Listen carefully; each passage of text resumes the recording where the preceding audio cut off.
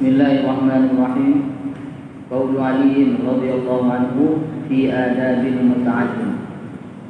Wa qala al-Murhabi wa Ibn Abdul Barri fil ilmi an Ali radhiyallahu anhu qala inna min haqqil 'alim alla tukthir 'alayhi as-su'al wa la tu'annidhu fil jawab wa alla tulihha 'alayhi idza a'rada ولا تشير إليه بيدك وألا أن تغمزه بعينيك وألا تسأل في مجلسه وألا تطلب زلته وإن زل تأنيت أوبته وقبلت فيئته وألا تقول قال فلان خلاف قولك وألا تخفي له سرا وألا تغتاب عنده أحدا وأن تحفظه شاهدا وغائبا وأن تعم القوم بالسلام وأن تخصه بالتحية وأن تجلس بين يديه وإن كانت له حاجة سبقت القوم إلى خدمته وألا تمل من طول صحبته وإنما هو كالنخلة تنتظر متى يسقط عليك منها منفعة وإن العالم بمنزلة الصائم المجاهد في سبيل الله فإذا مات العالم انسلمت في الإسلام ثلمة لا تسد إلى يوم القيامة وطالب العلم يشيعه 70,000 من مقرب السماء.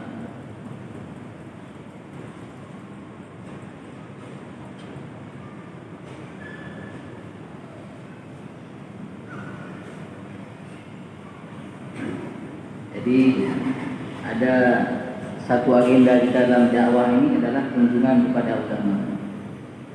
Ziarah ulama, duduk dalam majlis ulama, buat pendekatan dengan ulama. Maka kita harus tahu juga adab-adab dengan para ulama. Perkataan Sayyidina Ali radhiyallahu anhu dalam mengenai adab seorang muta'allim, yaitu santri atau penuntut ilmu. Semua kita ini penuntut ilmu, walaupun nggak mondok, tapi kita niat belajar sampai mati. Telah mengeluarkan Imam Murhidi Ibnu Abdul Bar dari Ali radhiyallahu anhu, beliau mengatakan sesungguhnya termasuk hak seorang alim adalah jangan kamu sangat banyak bertanya kepadanya. Tanya yang penting-penting.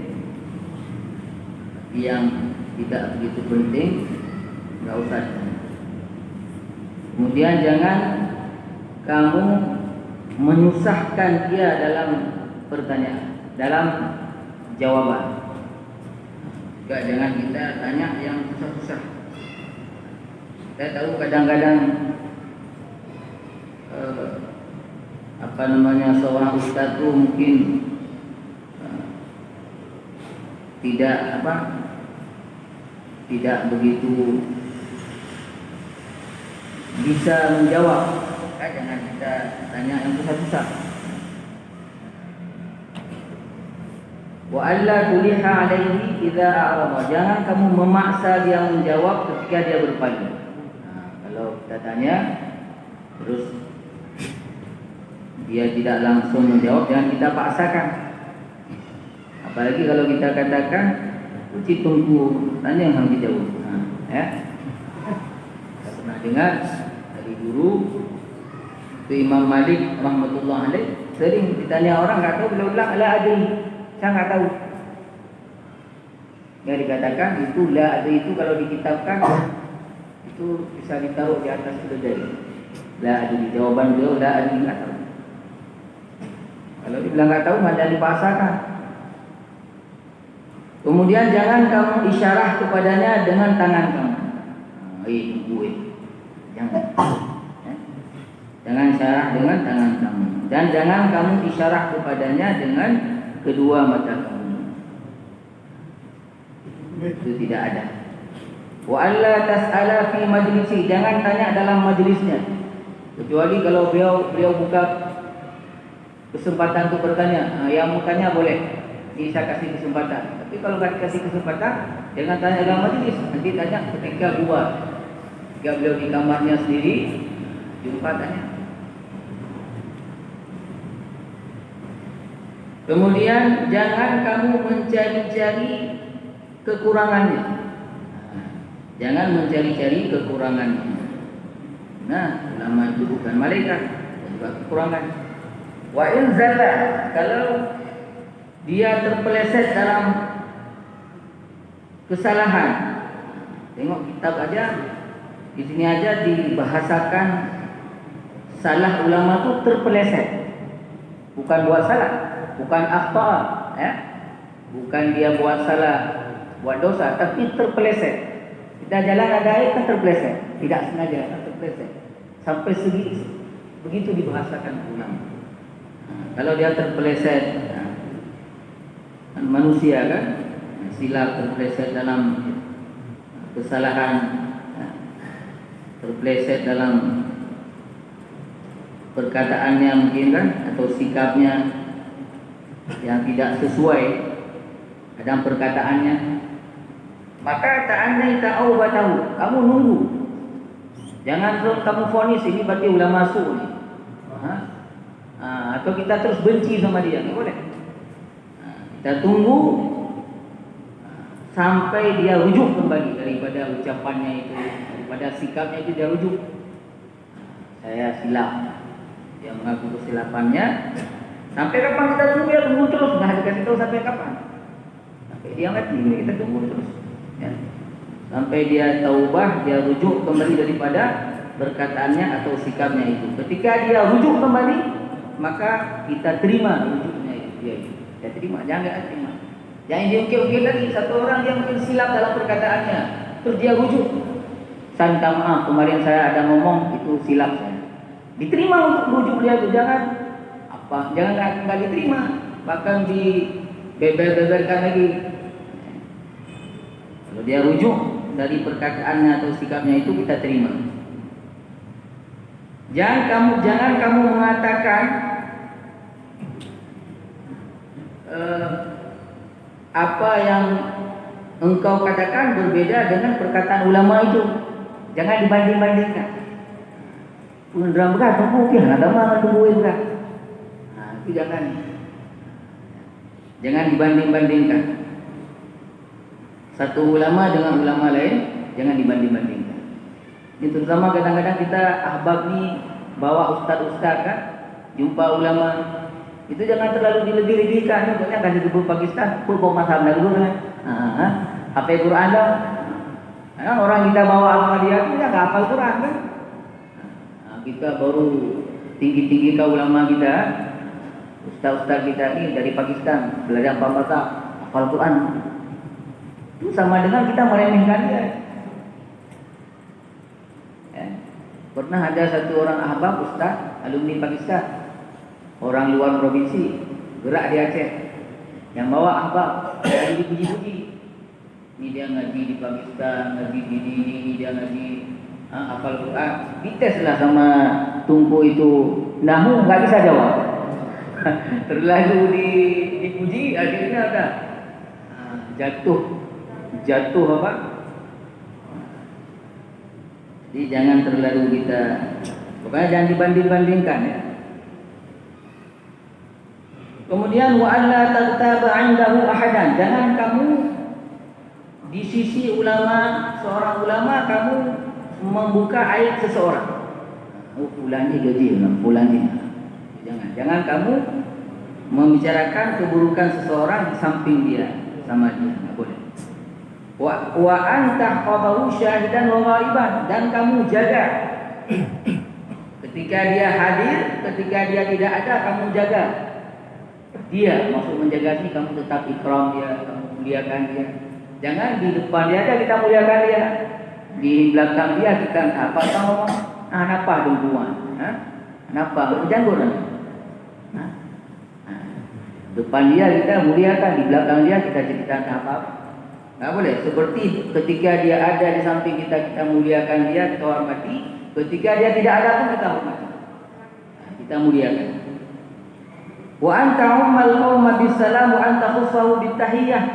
Ketika kamu jumpa satu kaum yang ada alim di dalamnya, maka kamu memberi salam kepada semua kaum, tapi kamu khususkan kepada alim itu. Dia kata assalamualaikum. Itu tadi ada dua, assalamualaikum dulu. Tunggu tak khusus betul. Jangan disamakan sama orang lain. Khusus. Maka dikatakan ada Sufyan bin Uyainah rahmatullah alaih pernah datang ke majlis Imam Malik. Maka Sufyan bin Uyainah beliau beri salam kepada orang-orang semua. Kemudian beliau mengkhususkan salam kepada Imam Malik. Itu sebagai penghormatan kepada ulama. Ketika kita beri salam kepada semua, di situ ada ulama, kita khususkan kepada ulama ini. Kita jumpa dia, assalamualaikum Pak Abu, tunggu, kita khususkan. Kemudian wa anta jalisa baina yadayh. Kalau dalam majlis usahakan bisa duduk dekat dengan beliau. Wa in kana lahu hajatun sabaqtal qauma ila khidmati. Kalau kita lihat ulama itu punya satu keperluan, hajat, maka kamu mendahului orang lain dalam berkhidmat kepadanya. Kamu dahului orang lain. Katakan di Jakarta ada seorang kiai ngajar majlis. Maka ada satu ahbab namanya Ateng. Dia selalu mendahului orang lain datang ke sebelum ulama itu datang ke majlis sudah ada Ateng, Pak Ateng. Jadi sebelum orang lain bawa bangku, dia dah ambil bangku ngaji. Bangku itu ditaruh sebenarnya. Dia mendahului orang lain untuk khidmat kepada kiai. Jadi dalam satu hari, satu malam, orang tanya, gimana menurut kiai jemaah tabligh itu? Apa jawabannya? Kalau tabligh Ateng bagus. Kalau tabligh orang lain tak tahu saya. Kalau tabligh Ateng bagus. Kenapa? Karena Ateng itu yang selalu bawa meja ngaji. Jadi kalau kita ada ulama itu ada keperluan mungkin batuk-batuk ke ini keadaannya udah tenggorokannya kering, ini perlu air. Kita dulu yang ambil air. Jangan orang yang cur. Kita duluan yang berkhidmat kepadanya. Wa alla tamalla min tuli suhbati. Jangan kamu bosan lama-lama duduk bersamanya. Kadang nak tunggu, kadang galak apa-apa. Kalau cerita dia berbu-berbu lah. Hanya mai tadi ngoli lah. Tak laki ni. Bukan cerita dengar je. Walaupun cerita nak hanya cocok. Mai tak dengar je. Tapi dengar je. Betah kita dalam majlis ulama. Betah. Walaupun jadi orang salah. Tetap kita betah. Betah. Walaupun dalam pengajian ada orang-orang singgung kita betah. Kalau kita datang-datang terus 1-2 hari singgung jemaah, lepas tu tak berani lagi.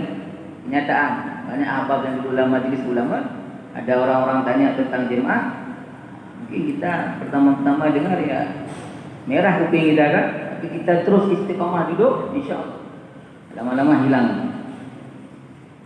Wa innama huwa kan nakhlah. Anggap sesungguhnya beliau itu ulama itu seperti pohon kurma yang kamu menunggu kapan jatuh ke atasmu darinya manfaat. Kan duduk aja. Walaupun dia cerita tak apa-apa, kita tunggu aja kapan yang ada manfaatnya untuk saya. Pasti dalam beberapa ucapannya dia seorang alim, pasti ada manfaatnya untuk kita. Dengar aja, duduk aja, dengar aja, pasti ada manfaat. Dan seorang alim itu seperti kedudukannya seperti orang yang berpuasa dan berjuang dalam Allah Subhanahu wa taala. Fa idza matal alim in salamat fil Islam sulmatun. Jika seorang alim meninggal, maka telah terjadi keretakan dalam Islam. Yang mana sampai hari kiamat retak itu tidak bisa diperbaiki. Jadi kalau meninggal orang alim itu sudah terjadi keretakan pada Islam. Yang retak itu tidak bisa diperbaiki sampai hari kiamat. Mudah-mudahan Allah Ta'ala beri dan taufik untuk selalu dapat memuliakan para ulama. Alhamdulillahirabbil alamin wassalatu wassalamu ala sayyidina Muhammadin wa ala alihi wa sahbihi ajma'in. Rabbana zalamna anfusana wa illam taghfir lana wa tarhamna lanakunanna minal khasirin. Allahumma innaka 'afuwwun karim tuhibbul 'afwa fa'fu 'anna ya karim. اللهم إنا نسألك رضاك والجنة ونعوذ بك من غضبك والنار. اللهم اغفر لأمة محمد صلى الله عليه وسلم ما تقدم من ذنبها وما تأخر وما أسرت وما أعلنت. اللهم إنا نسألك العفو والعافية والفوز في الدنيا والآخرة. اللهم اهد أمة محمد